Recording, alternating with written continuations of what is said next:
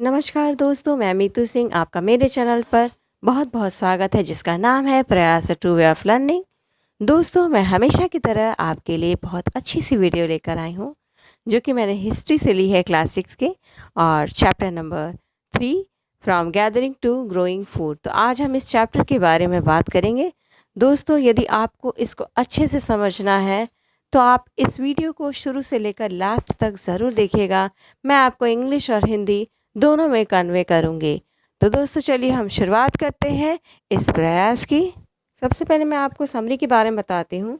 आजकल हमारे पास विभिन्न तरह के भोजन हैं, लेकिन प्राचीन समय में लोग इससे अनजान थे। उन्होंने अपने आसपास बीजों का डंठल से अलग होना, उनसे नए पौधों का अंकुरण, इन सारी चीज़ों का निरीक्षण किया। धीरे धीरे उन्होंने खेती के और कुछ शांत जानवरों को घरेलू बनाना शुरू किया, जैसे कि भेड़ बकरियों को जो है उन्होंने उसका पशुपालन शुरू किया आदि। उन्हें एक स्थान पर खेती के लिए जंगली पौधों को हटाना, जिसे हम वीडिंग कहते हैं, पौधों को पानी देना यानी कि वाटरिंग, चिड़ियों जानवरों को भगाना, ये सारी चीज़ें पौधों की देखभाल करने के लिए करनी पड़ती थी। इसके पश्चात उन्होंने अनाज को जो है बुनी हुई टोकरी में, घड़े में और ज़मीन में गड्ढा करके भंडारित करना सीखा। यानी उन्होंने अनाज का संग्रह इन सारे स्थानों पर करना शुरू किया। बुरसों में कुछ झोपड़ियाँ, घरों और खाना पकाने वाले चूल्हों के सुराग मिले थे, और ये चूल्हे जो हैं घर के अंदर भी थे और घर के बाहर भी थे। और लोग जो है गड्ढों में घर बनाकर रहा करते थे। वो ऐसा मौसम से बचने के लिए करते थे, तो मौसम के अनुसार जो है उनका निवास स्थान बदलता रहता था, जो कभी अंदर और बाहर होता रहता था। कुछ समूह के लोग जो कि 3-4 पीढ़ियों के साथ रहते थे, जिन्हें हम जनजातियाँ कहते हैं, उनका व्यवसाय था शिकार करना, मछली पकड़ना, पशु को चराना एवं खेती करना। सभी कार्य जो हैं आदमी, औरतों और बच्चों के बीच बटे हुए थे। कुछ कार्य जो है आदमी औरतों का अलग अलग था, कुछ आदमी औरत दोनों ही साथ करते थे, और कुछ बच्चे और कुछ कार्य तीनों ही बढ़ चढ़कर उस पर भाग लेते थे। अब बात हम करेंगे मेहरगढ़ की। मेहरगढ़ संभवतः ऐसा स्थान था जहां आदमी और औरत ने सबसे पहले गेहूं और जौ उगाना शुरू किया था, और पशुपालन की भी शुरुआत इसी क्षेत्र में सबसे पहले हुई थी, जैसे कि भेड़ बकरियों का पशुपालन। मेहरगढ़ जो कि बोलन दर्रे के पास स्थित है, यहाँ इतिहासकारों को जंगली जानवरों की हड्डियाँ प्राप्त हुई, जैसे कि हिरण और सूअर, और कुछ आयताकार वाले घर भी मिले जो कि 4 कमरों वाले थे, जिसे हम रेक्टेंगुलर हाउस कहते हैं, यहाँ पर मिले हैं। जब लोग वहाँ मरते थे, उनकी मृत्यु होती थी, तो उन्हें बकरियों के साथ दफना दिया जाता था, क्योंकि उनका विश्वास था कि मरने वाले व्यक्ति जो हैं दूसरी दुनिया में इसका खाने के रूप में प्रयोग करेंगे। अब बात करते हैं हम दार्जिलिंग हेडिंग की। इसमें दार्जिलिंग हेडिंग जो चाइना और म्यांमार जाने वाले मुख्य मार्ग पर स्थित था। यहाँ खल और मूसल, कुछ पत्थर जैसे जेराइट नाम का पत्थर जो संभवतः चाइना से लाया गया था, पाया गया था, और कुछ जीवाश्म लकड़ी पाई गई थी, जिसे हम फॉसिल वुड कहते हैं, यानी कि कुछ ऐसी लकड़ी जो कि सदियों पुरानी हो जाती है और पत्थर की तरह दिखने लगती है, जिसे हम फॉसिल वुड कहते हैं। तो इसी के साथ ही हमारा समरी यही ख़त्म होता है। अब हम चलते हैं नेक्स्ट हेडिंग की तरफ, जो है आंसर द फॉलोइंग क्वेश्चन। चलिए हम चलते हैं क्वेश्चन नंबर 1 की तरफ। Why do people who grow crops have to stay in the same place for a long time? यानी कि लोगों को खेती करने के लिए एक जगह लंबे समय तक क्यों रुकना पड़ता था? तो इसका आंसर है people have to stay at one place for a long time because they have to look after the plants for weeding, watering, driving away animals and birds till the grain ripen. यानी लोगों को खेती करने के लिए एक स्थान पर इसलिए रुकना पड़ता था क्योंकि उन्हें पौधों की देखभाल करनी होती थी, जैसे जंगली पौधों को हटाना, वीडिंग जिसे हम कहते हैं, पौधों को पानी देना, चिड़ियों और जानवरों को भगाना जब तक अनाज पक नहीं जाते थे। चलिए हम चलते हैं क्वेश्चन नंबर 2 की तरफ। Why do archaeologist think that many people who lived in Mehrgarh were hunters to start with and that herding became more important later? इतिहासकारों का ऐसा क्यों सोचना है कि जो लोग मेहरगढ़ में रहते थे, उन्होंने पहले शिकार करना शुरू किया और बाद में उनको जो है हर्डिंग करना यानी कि पशु को चराना ज़्यादा महत्वपूर्ण लगा?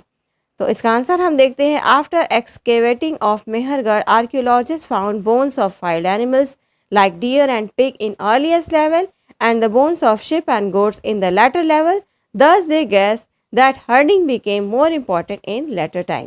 यानी कि जब मेहरगढ़ में खुदाई की थी, इतिहासकारों द्वारा खुदाई हुई थी, तो उसमें कुछ जंगली जानवर की हड्डियाँ उन्हें सबसे पहले अर्लीस्ट लेवल में मिली थी, यानी कि जो सबसे बाद में लेवल था वहाँ से इन्हें प्राप्त हुई। तो इन्होंने इससे अंदाज़ा लगाया कि पहले हंटिंग होती रही होगी और जो सबसे पहले के लेवल में जो लेटर लेवल थे, जो बाद में उन्हें प्राप्त हुए नवीन रूप से सबसे ऊपर वाले स्तर पर, ऊपर वाले लेवल पर, जिसे हम लेटर लेवल कहते हैं, उनसे जो है उन्हें पालतू जानवरों की हड्डियाँ प्राप्त हुई, जैसे शिप और गोट, भेड़ और बकरी की। तो इससे उन्होंने अंदाज़ा लगाया कि बाद में शायद ये पशुओं को चराना उन्होंने शुरू कर दिया होगा। चलते हैं क्वेश्चन नंबर 3 की तरफ। चलिए क्वेश्चन नंबर 3 हम देख लेते हैं। Look at the table on page number 25.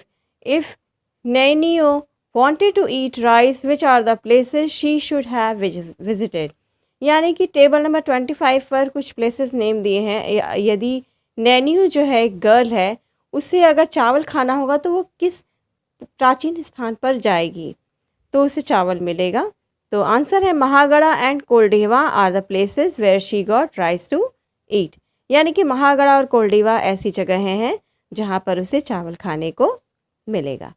चलिए हम चलते हैं क्वेश्चन नंबर 4 की तरफ। Why did the people of Mehrgarh bury animals with the dead body? यानी कि मेहरगढ़ के जो लोग थे वो मृतकों के साथ जानवरों को क्यों दफनाते थे? तो इसका आंसर है people buried animals with dead body because their belief was that animal will be used by that person in the next world. यानी कि लोग जो हैं मृतकों के साथ, मरे हुए लोगों के साथ जानवरों को इसलिए दफनाते थे क्योंकि उनका विश्वास था कि वो जानवर अगली दुनिया में उस व्यक्ति के द्वारा प्रयोग में लाए जाएंगे। चलिए हम क्वेश्चन नंबर 5 की तरफ चलते हैं। Name the sites where grains and bones were found. यानी कि कुछ ऐसे स्थानों के नाम बताइए जहां अनाज के दाने और हड्डियां प्राप्त हुई थीं। इसका आंसर है महागढ़ा, मेहरगढ़, कोल्डिहवा, बुरझोम, चिरान, हल्लूर, गुफरकाल और Paiyampalli. Question number 6. What are the earliest level and later levels? यानी कि अर्लीस्ट लेवल और लेटर लेवल्स क्या हैं? चलिए मैं आपको इसका आंसर समझाती हूँ। When archaeologists found the first and second level after excavating, that belongs to later level, and third and fourth belongs to earliest level.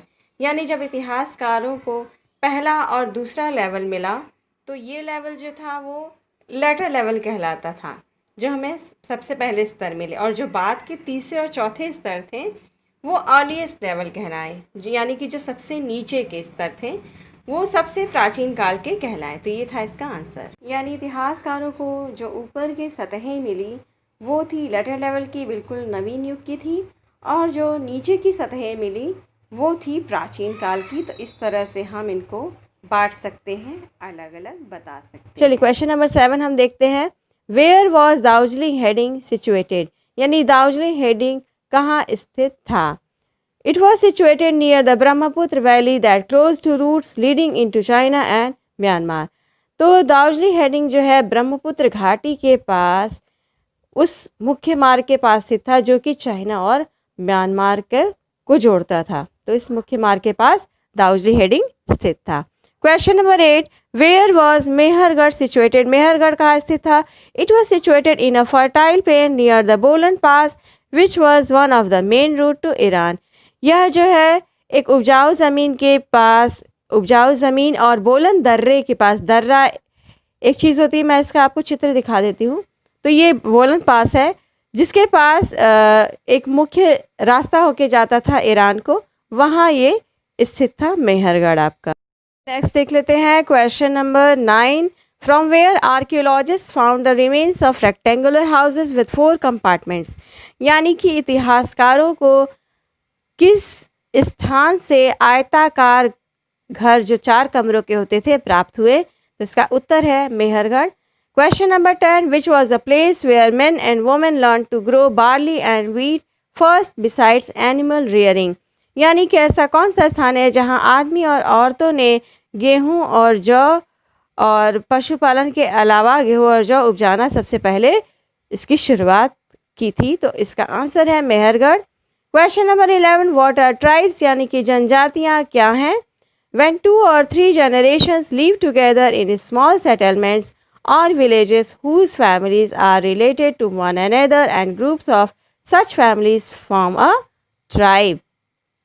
मैं आपको क्वेश्चन नंबर 11 का हिंदी समझा देती हूँ कि ट्राइब्स क्या होते हैं। जब 2 या 3 पीढ़ियाँ एक साथ छोटी सी आबादी में गाँवों में रहा करती हैं और जिनके परिवार एक दूसरे से संबंधित होते हैं, ऐसे परिवारों के समूह जो हैं ट्राइब का निर्माण करते हैं, जनजातियों का निर्माण करते हैं। चलिए हम नेक्स्ट अपना हेडिंग की तरफ बढ़ते हैं, जो है स्टेट वेदर ट्रू और फॉल्स, यानी कि सही और गलत बताना है आपको। तो सबसे पहला स्टेटमेंट है millets have been found in Hallur. तो क्या हल्लूर में बाजरा पाया गया था? देख लेते हैं हम ये सही है कि गलत। तो ये ट्रू है। सेकेंड स्टेटमेंट की तरफ चलते हैं। बुर्ज होम में लोग आयताकार घरों में रहा करते थे, रेक्टेंगुलर हाउसेज में। तो ये फॉल्स है, गलत है ये। तो number 3, Chirand is a site इन कश्मीर। कश्मीर में क्या चिरांद एक स्थान है? नहीं, ये गलत है, फॉल्स है। Number 4, jadeite found in Daojali Hading में have been brought from China. Jadeite पत्थर जो कि दार्जिलिंग हेडिंग में पाया गया था, ये संभवतः चाइना से लाया गया था। ये बिल्कुल करेक्ट है, ट्रू है। Number 5, Mehrgarh is situated near Kaveri river. क्या मेहरगढ़ कावेरी नदी के किनारे स्थित है? नहीं, ये फॉल्स है। Number 6, people build pit houses in Chirand. क्या चिरांद में लोग पिट हाउसेज बनाते थे, गड्ढों में घर बनाते थे? नहीं, ये बिल्कुल गलत है, फॉल्स है। Number 7, Mehrgarh was a place where men and women learn to grow barley and wheat first. तो मेहरगढ़ ही वो स्थान है जहाँ आदमी और औरतों ने बार्ली और वीट को यानी कि गेहूँ और जौ को सबसे पहले उपजाया था, वहाँ पे उनका उत्पादन किया था। तो ये बिल्कुल ट्रू है। चलिए हम नेक्स्ट क्वेश्चन की तरफ बढ़ते हैं, जो है चूज़ द करेक्ट ऑप्शन। चलिए चूज़ द करेक्ट ऑप्शन में हम नंबर 1 देख लेते हैं। Sheep and goats were domesticated as they dash animals. तो भेड़ और बकरियों को पालतू, किन जानवरों को पालतू बनाया जाता था? कैसे होते थे वे? दे, वायलेंट, फुलिश या जेंटल? तो इसका करेक्ट आंसर होगा सी, जेंटल, यानी कि जेंटल एनिमल्स को जो है डोमेस्टिकेटेड किया जाता था। नंबर 2 हम देख लेते हैं। In tribes the dash was done by women. तो ट्राइब्स में वुमेन के द्वारा क्या होता था, कौन सा कार्य किया जाता था औरतों द्वारा? Singing, drive away birds, threshing. तो इसमें नंबर सी जो है थ्रेशिंग, जो कि गेहूं से भूसी निकालना है, किसी चीज़ को थ्रेशिंग करना हम इसे कहते हैं, ये वुमेन्स के द्वारा होता था। Number 3, grain had to be stored for both dash and seed. तो ग्रेन को जो है बीज के रूप में और अन्य किस चीज़ के रूप में स्टोर करके रखा जाता था, भंडारित रूप में भंडारित किया जाता था, किस रूप में? Water, food, shelter. तो इसका होगा बी ऑप्शन, फूड। तो फूड एंड सीड यानी भोजन और बीज के रूप में उसे हम स्टोर करके रखते थे। Number 4, mortars and pestles were used for dash the grain. यानी जो खल और मूसल थे, इनका यूज़ किस लिए होता था? तो चुइंग, स्टोरिंग, ग्राइंडिंग। नहीं, चबाने के लिए भी नहीं होता था, ना स्टोरिंग के लिए, ग्राइंडिंग के लिए होता था। हम इसमें पीसने का कार्य करते थे खल और मूसल में। Number 5, dash have studied the lives of present day farmers. यानी कि जो वर्तमान काल के किसान थे, उनके बारे में किसने अध्ययन किया था? क्षत्रिय, स्कॉलर्स, आर्कियोलॉजिस्ट। तो इसका करेक्ट आंसर है बी, यानी कि स्कॉलर्स। तो चलिए हम नेक्स्ट देख लेते हैं, फिल इन द ब्लैंक्स। हम फिल इन द ब्लैंक्स की तरफ बढ़ते हैं। तो सबसे पहले नंबर 1 देखते हैं। The climate of the world was dash, यानी कि संसार का जलवायु क्या हो रही थी? संसार की जलवायु तो परिवर्तित हो रही थी, चेंजिंग होगा यहाँ पर। Number 2, sheep, goat, cattle and also the pig lived in. तो भेड़, बकरी और जो गाय, सुअर, ये सब किस में रहते थे? झुंडों में। तो यहाँ होगा herds. Number 3, people built pit houses in. Pit houses का निर्माण, जो गड्ढे में घर थे, ये कहाँ बनाए जाते थे? ये बुर्ज होम में बनाए जाते थे। तो यहाँ पे आंसर होगा Burzahom. Number 4, tools were dash to give a fine cutting edge. यानी कि एक औजार को सुंदर किनारा देने के लिए क्या किया जाता था? तो उसकी पॉलिशिंग की जाती थी। तो नंबर 4 में होगा polish. Number 5, archaeologist who excavated the site found dash of many kinds. तो यहाँ पे होगा एविडेंस, यानी कि साक्ष्य मिले थे आर्कियोलॉजिस्ट को, खुदाई के पश्चात एक्सकेवेटिंग उन्होंने की थी। तो number 6, in Mehrgarh the dead person was buried with dash. यानी मेहरगढ़ में मृतक को जो मरे हुए लोग थे, उनको किस चीज़ के साथ दफनाया जाता? तो आंसर होगा गोट्स। तो दोस्तों, इसी के साथ मेरा ये वीडियो यहीं समाप्त होता है और मुझे उम्मीद है कि आपको ये वीडियो बहुत ही पसंद आई होगी और हर बार की तरह आपको भी इस वीडियो से सारे सॉल्यूशंस मिल गए होंगे। तो दोस्तों, इसी के साथ ही ये मेरा वीडियो यहाँ समाप्त होता है और मैं आपसे फिर से मिलूँगी फिर किसी दिन। और मेरा दोस्तों ये प्रयास जारी रहेगा जब तक आपके प्रॉब्लम्स का सॉल्यूशंस ना मिल जाए। तो दोस्तों, मैं आपसे लेती हूँ विदा। मेरे चैनल को देखते रहिए, इसे लाइक शेयर और सब्सक्राइब करते रहिए और बने रहिए मेरे चैनल पर। धन्यवाद।